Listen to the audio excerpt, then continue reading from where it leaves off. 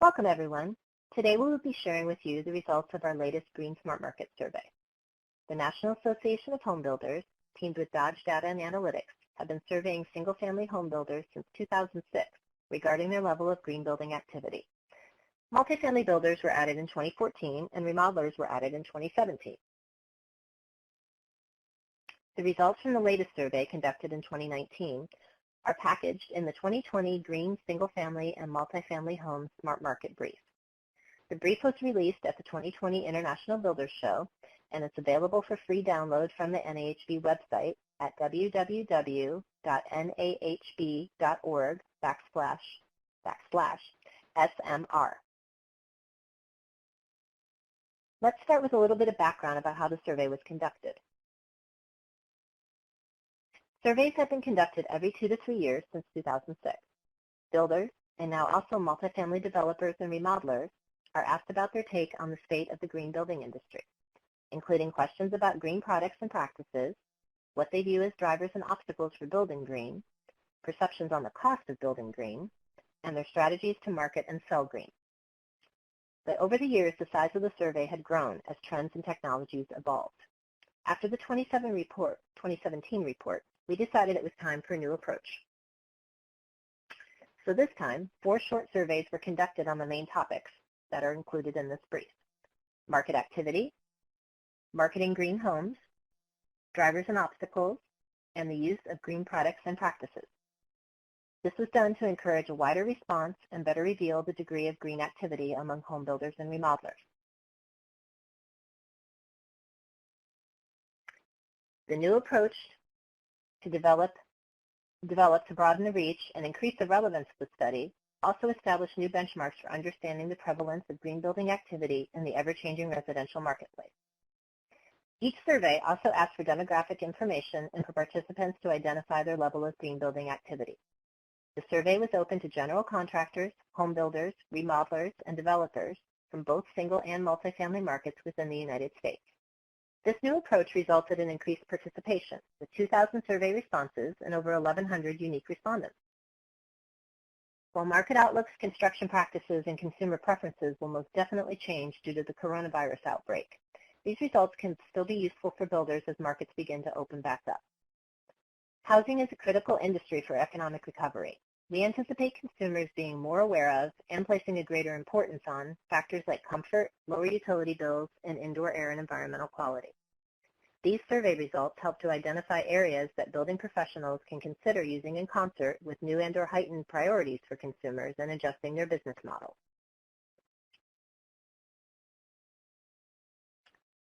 The green building was defined in the survey as: a green home incorporates strategies in design and construction that increase energy, water, and resource efficiency, indoor environmental quality, and minimize environmental impacts on the site, and/or is certified by a third party to the National Green Building Standard, LEED for Homes, or any other green rating system. So that's how builders decided what level of green building they were doing based on that definition. So the builders and remodelers were asked to describe their work by choosing one of 4 categories based on that definition.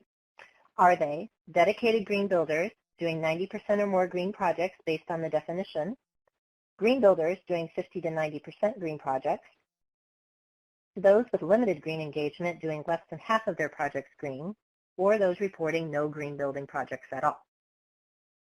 The bar graph shows the green building activity breakdown by builder type. Some level of green building activity was reported by 70% of the multifamily respondents on the right, 60% of single-family builders, and 50% of single-family remodelers. Those reporting a majority of green projects make up about 1/3 of single-family builders and multifamily respondents, with 21% of those identifying as dedicated green builders. Excuse me. Single-family remodeler green participation was lower. This may be due to the survey definition of green building, which may exceed the scope of many renovation projects.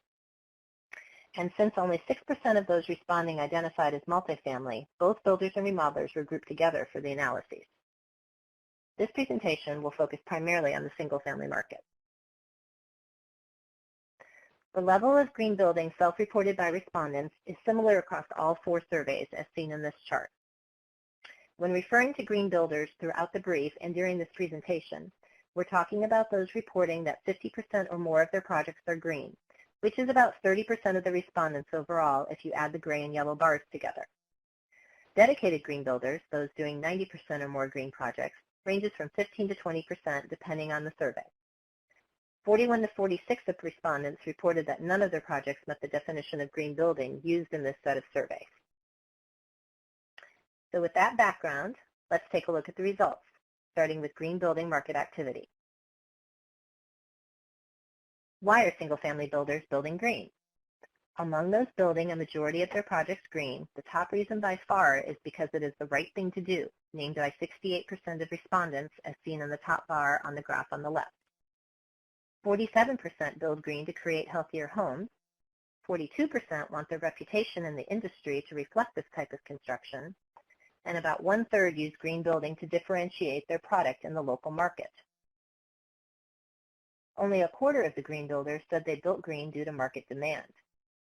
But it's important to note when you look at the graph on the right that that lack of demand was identified by 3/4 of builders not highly engaged in green building as the top reason they have not built more green projects. This presents an opportunity to increase market growth by increasing customer interest and knowledge and subsequently the demand for green. The belief that green building is too expensive is also a top reason for not building green among half of the builders with lower levels of green building activity. There was some variation in this response depending on location and company size. 81% of single-family home builders in the Northeast consider the expense of building a green home a top obstacle, but in other regions this is a top issue for only half or fewer of the respondents. Cost also weighed more heavily on mid-sized builders at 64% and for 76% of large builders than it did for small builders at 42%. Whether or not they identify themselves as green, it is worth noting that single-family builders use many green practices at least sometimes, and some use them most of the time. This chart shows how often builders employ a type of green strategy, as well as how many reported doing so at least 75% of the time. Excuse me. Over 90% use energy efficiency practices on at least some of the homes they build, and over 2/3 use them on most projects. This finding demonstrates that energy efficiency is a common practice that is not only applied to green projects. We can see about 2/3 of the builders are also using practices to improve indoor environmental quality and water efficiency and resource efficiency in at least some of their homes, with about 1/3 of them using these strategies on most of their projects. So even though 2/3 of single-family builders did not identify themselves as green, with 42% reporting they did no green building projects per the survey definition, these results show that high-performance green building practices are regularly used in the single-family market. So let's turn back to the green builders and find out what they see as their best strategies to improve green home performance. How do they get the biggest bang for their buck? We see that energy efficiency dominates, as it does with most builders, which isn't anything new. What is interesting is when we look more closely at the next couple of strategies on the left chart. These include designing and constructing to create healthier indoor living environments, building for durability, and including smart home technology. Resilient features also are listed as a top practice by some green home builders. These strategies are more popular now than we've seen in the past, and we anticipate their importance to increase even more among consumers due to public health crises like COVID-19. Drilling down on the specific practices used to implement those strategies in the chart on the right, we see energy efficiency continuing to top the list, with a tight building envelope a close second. 2/3 of green builders are also regularly incorporating durability, indoor water efficiency, healthier indoor living environments, and high-performance ventilation. Now, I want to show you a comparison of the practices being used by green builders and those not identifying as green. Remember, green builders are defined here as those doing more than 50% of their projects green per the survey definition. So on the left, we have the same graph that was on the previous slide, showing what green builders employ on at least 75% of their homes. On the right, we see what builders doing a minority of green projects are doing on at least half of their homes. While the question was asked a bit differently, the trends can be seen clearly. All builders are using the same high-performance practices at the same levels. Green builders just have higher overall engagement rates. This is useful information when targeting what to highlight to consumers as adding value and for what to push to be included in MLS listings and appraisals to be able to benefit the most builders.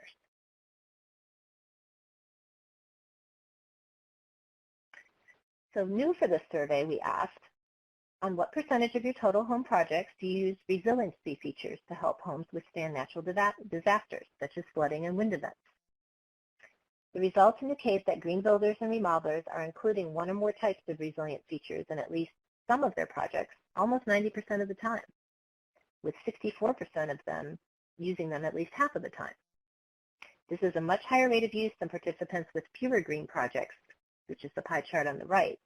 Over 1/3 of those reported not using resilient features at all at the time of the survey. We asked another new question as well. On what percentage of your total home projects do you incorporate smart home technology for better energy management? 43% of green respondents are using smart home tech on the majority of their projects, while 29% of the other builders do, as seen in the dark red wedges. 40% of those not identifying as green are not using this technology at all at this time, while only 18% of the green builders and remodelers have not used it. And we will continue to ask both of those questions in future surveys to watch these trends. Now that we have seen why builders are or are not building green, as well as the type of high-performance green strategies they're employing, let's look at the respondents' thoughts about marketing green homes. First, we'll look at their opinions on the cost of building green. As found in previous SmartMarket surveys, most builders believe building green costs more than building a traditional home. Overall, 86% of single-family builders, 72% of single-family remodelers, and 74% of multifamily respondents believe green costs more. Among respondents who build green projects and believe that green building involves a cost premium, most believe that premium is between 5 and 10%. These findings are relatively consistent among all levels of green builder involvement, and they're similar to the results of the previous study in 2017. Looking back at the green bars, even the majority of green builders agree there's a cost premium, although the percentage who find that it does not cost more to build green is 3 times more than those with low green involvement. These results lead us to believe that once builders conquer the learning curve, have subcontractor teams that are comfortable with and experienced in green building practices, and realize economies of scale where possible, green building is being done cost effectively. However, the overall consensus is that green costs more, and many builders need to identify who will pay more for green and how much more in order to be financially successful at it. The study looked at this a couple of different ways, both of which are shown on this slide. All builders are shown on the left bars, and the green builders are shown on the right bars. So all builders were asked how much they thought customers would pay based on the type of home: single-family home, single-family remodeling project, or a multifamily home. The chart on the left shows about 20% of single-family respondents and 1/3 of multifamily builders said their customers will not pay any price premium. Roughly a quarter of all respondents believe a 1 to 4% premium is obtainable. A third of single-family builders felt they could get 5 to 10% more for a green home, with fewer single-family remodelers and multifamily respondents agreeing. Only a small fraction of any of the groups believed a 10% or greater premium is feasible. Then the green builders were also asked how likely different types of buyers would be willing to pay more for a green home. These results, on the right, show the green builder respondents felt first-time buyers are the least likely to pay more, while buyers seeking to downsize or upscale are the most likely to pay a green premium. Next, the participants were asked what types of green benefits provide value that exceeds the cost premium expected, and which of those benefits are most influential among different types of buyers. This can help us shape who to target for these green homes. Lower operating costs, comfort, and improved health and well-being top the list for value exceeding any extra cost, as seen in the green bars on the right. Green builders also perceive these benefits as being one of the top 2 reasons that different buyers are willing to pay a green premium, as seen in the chart on the right. These results indicate opportunities to align the energy-efficient strategies being employed by builders, including some that may have higher first costs, such as tight building envelopes and increased ventilation, with the benefit of lower operating costs, to market the total cost of ownership of the home to consumers, balancing an initial price premium with reduced monthly bills that those consumers can expect. Which takes us into the next part of the marketing survey, selling green. All survey participants were asked to select each of the ways in which they demonstrate to customers that a home or apartment or condominium is green. As you can see in this chart, there is no single consistent way selected by the majority of builders or remodelers. Single-family home builders are the most frequent users of all of the top methods, but even among them, only about 1/3 use any one particular method, with HERS score being at the top. Multifamily builders and remodelers most frequently use HERS score and website marketing. MLS information on the right, such as energy-efficient windows, insulation values, and water-conserving fixtures, are more widely used in the South at a level of 30% being reported than in the Midwest at 16%, and there were no significant differences to either the Northeast or the West. No other regional variations were found in the use of the marketing strategies on the chart. Next, respondents were asked to rank the top 3 most effective terms for describing green features that have the greatest influence on their customers. The top 2 terms, operating efficiency and long-term utility savings, both reflect the importance of having reduced operating costs. Quality construction comes in a close third among options ranked in the top 3 by respondents, but interestingly enough, it has the highest percentage of any option of those who rank it first. The terms high performance and sustainable ranked lower, and the term green did not even make the top results.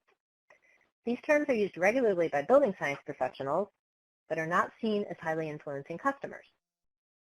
It's interesting to note that while builders cite constructing healthier and durable homes as top reasons to build green, as we saw earlier, the terms healthier home and durable are not seen as effective for influencing customers. This may be connected to both to the challenge of defining these terms and approving the results to consumers.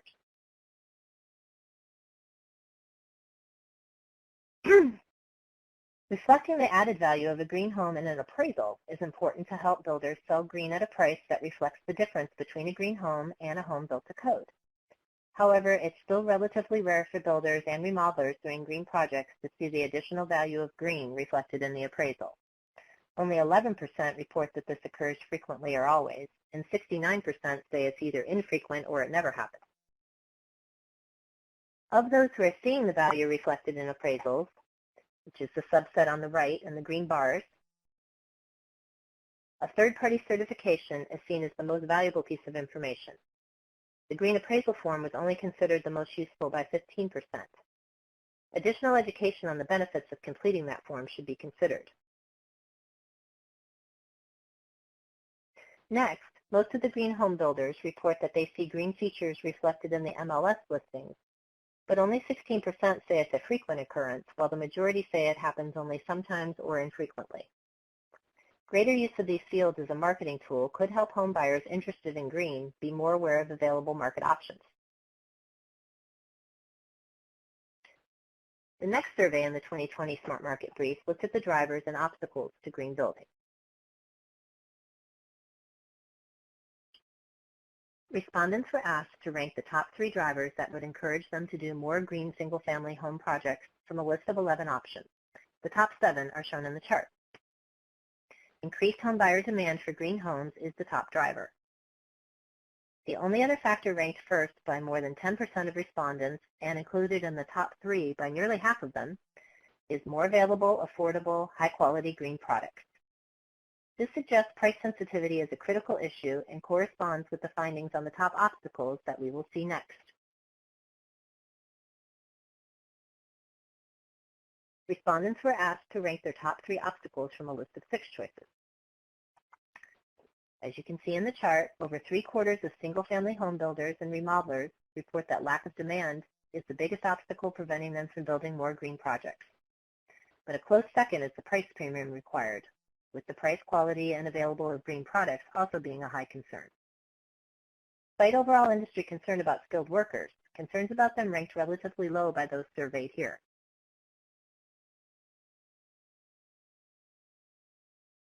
The survey also asked builders what they believe consumers think about green homes. Over 3/4 of single-family builders and remodelers agree that consumers believe that green homes perform better than traditional homes and are healthier. Fewer than half of all respondents think that consumers perceive green homes to be of higher quality or be more resilient. When we looked at the dedicated green builders who are doing more than 90% of their green projects, they believe consumers see the value of green. 90% of them responded that consumers believe green homes perform better, 65% that consumers think green homes are of higher quality, and over half that consumers believe green homes are more resilient.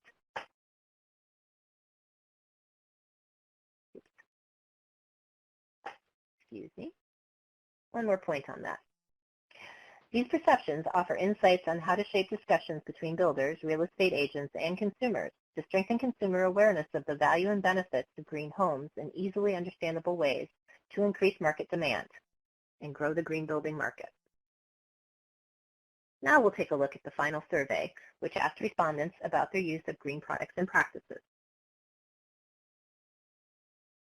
Respondents were asked if their customers inquire about green products. 89% of green builders and almost 2/3 who do not build green said they do get inquiries at least sometimes. 5% of green builders responded that customers ask them about green products all of the time. Of those builders and remodelers who are frequently asked about green products, consumers most often inquire about energy efficiency products and systems, by far, with 84% ranking it in their top 3, followed by those impacting indoor air quality, water-conserving products and systems, and renewable energy systems, which were ranked by nearly half of the builders.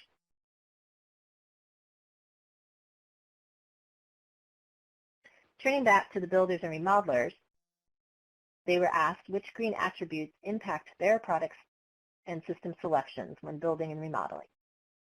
Energy efficiency and durability are the most influential green attributes, with at least 2/3 considering them to be highly influential. This is consistent with the findings in previous green market studies.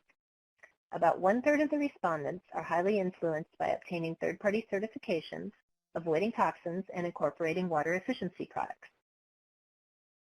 Smart home tech and lifestyle data attributes were added as new options for this survey cycle.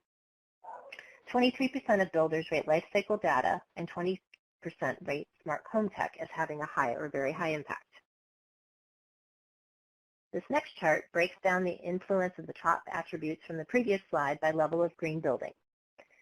Green builders' product selection is influenced by green attributes at higher rates than other builders. The percentage is nearly double for all categories except durability. Now we're going to take a look at specific types of practices.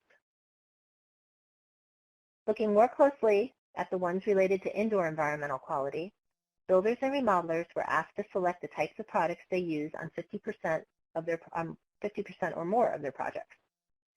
The table shows results for all builders and remodelers, as well as the subset doing 50% or more. The top 3. All right. I think I messed that up. We're going to go back. I think I said products instead of projects. So when we look at indoor environmental quality, the builders and remodelers were asked to select the types of products they used on more than 50% of their projects. So the table shows the results for all the builders and remodelers in the first column, as well as the subset that are doing 50% or more green projects in the second column. The top 3, direct outdoor ventilation, duct insulation, and low VOC materials, are used by half or more of all builders and roughly 3/4 of green builders. The second tier, the second table, shows use by about 1/3 of all builders, but nearly half of green builders. Next, we'll take a look at water efficiency products and practices. The top table lists those impacting indoor use. At least half of all builders are using all of these on at least half of their projects, with higher use rates among the green builders. We saw regional variation in the use of tankless water heaters. They're used by about 60% of all builders in the Northeast, South, and West, but only 27% in the Midwest. The second table shows outdoor water efficiency products and practices are used to a lesser extent by all, but they also have a great deal of regional variation in their application. The use of drought-tolerant landscaping is significantly higher in the West and South at about 1/3 than in the Northeast and Midwest at 12%. The use of drip irrigation is significantly higher in the West at 44% than in the other three regions, where it ranges from 7% in the Northeast to 11% in the Midwest to 21% in the South. The use of rainwater collection and of recycled water from a utility was chosen by fewer than 10% of all builders. But it's important to note that these technologies are gaining interest in some regions as water rates increase and water scarcity becomes a larger issue. The energy-conserving practices and products most widely used by all builders and remodelers are shown in this table. LED lighting, energy-efficient appliances, and right-sizing the HVAC system are the most popular. This is consistent with previous green market studies. Green builders use all of these products and practices at higher percentages than the full set of respondents, but they are being used by at least half of all the respondents on at least half of their projects. We're also seeing more than half of them focusing on air tightness and things such as blower door testing. We also asked builders and remodelers to select the renewable energy systems they used on 50% of their projects or more. Less than 1/10 of the builders are regularly using these systems, and the use of on-site energy storage is rare for all categories. But the green builders are utilizing more solar and geothermal projects than others are. And a final look at the top green products and practices being used by survey participants demonstrates the broad incorporation of green into homes, regardless of the level of green engagement of the builder or remodeler. All of the products and practices listed are being used by 60% or more of respondents on at least half of their projects. Energy-conserving products and practices top the list, which is not a surprise, given the percentage of respondents consistently ranking energy efficiency as a top way to improve home performance and the perception of its importance to consumers. Next, the two water-conserving features to make the list, fixtures and faucets, and appliances, are well known and very visible to consumers. Durable materials have long performed well in previous surveys and continue to here. But minimizing waste during design and construction is a new entry into the table and will continue to be tracked moving forward.